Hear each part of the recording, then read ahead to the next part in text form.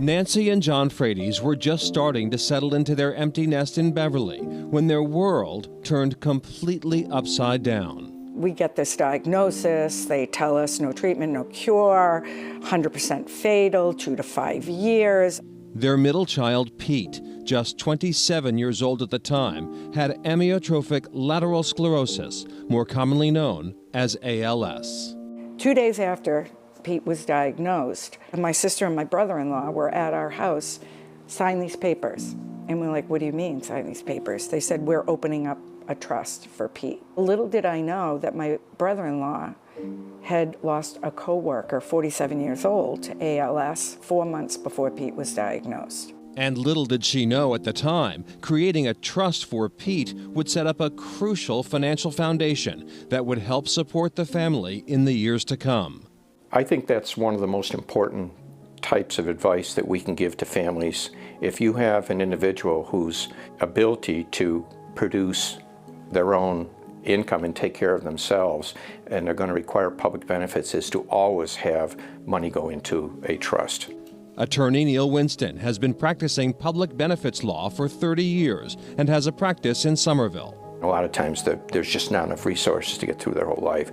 So it's a combination of trust and public benefits that helps the individual get from here to there.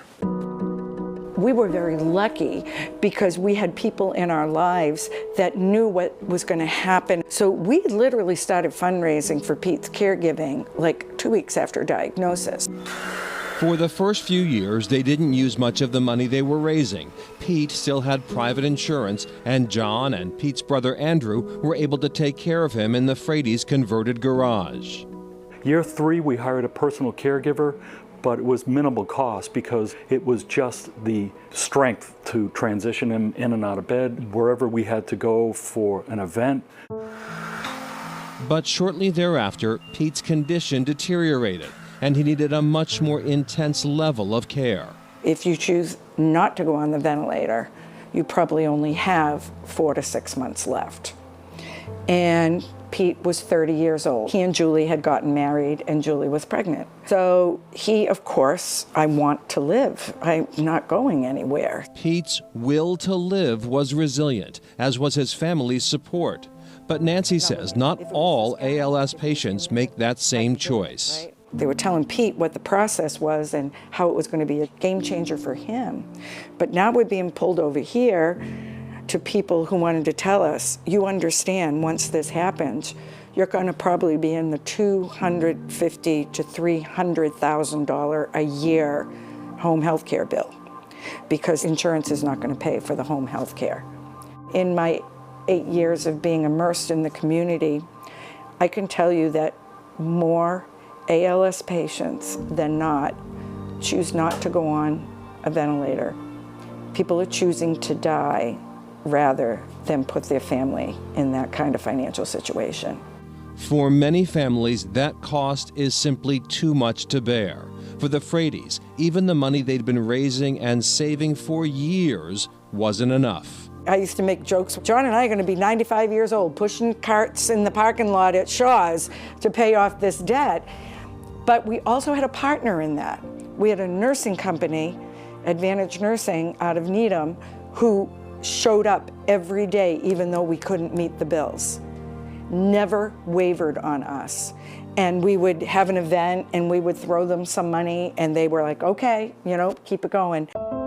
The caretaking team that they had built also had to travel with Pete to the fundraisers, events, and outings.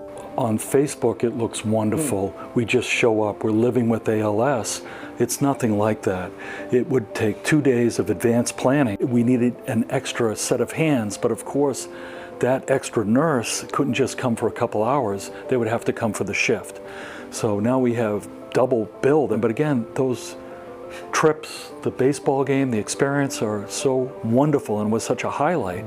And Pete wasn't the only member of the family John and Nancy were helping to take care of. Unfortunately, we lost John's dad 8 weeks after Pete passed away, and my dad's been dealing with dementia issues. So being the sandwich generation, I was taking care of my son, worrying about what was going on in this house, and I said to them, you're in your late 80s. okay? I need you to be safe. I can't be worrying about you. Despite all that worry, the financial impact, and the heartbreaking loss, there's only one thing they wish they could have changed. I wouldn't trade one thing that happened other than Pete having ALS, which every day we wished and hoped. And eventually a realization happened that Pete was not going to beat this disease. But the beauty that we saw in people, and especially these nurses, is everything for us. And the Frates family has now established a new foundation to help relieve the cost of care for other families caring for a loved one with ALS, a cause they are so passionate about. We'll post a link for more information on our website.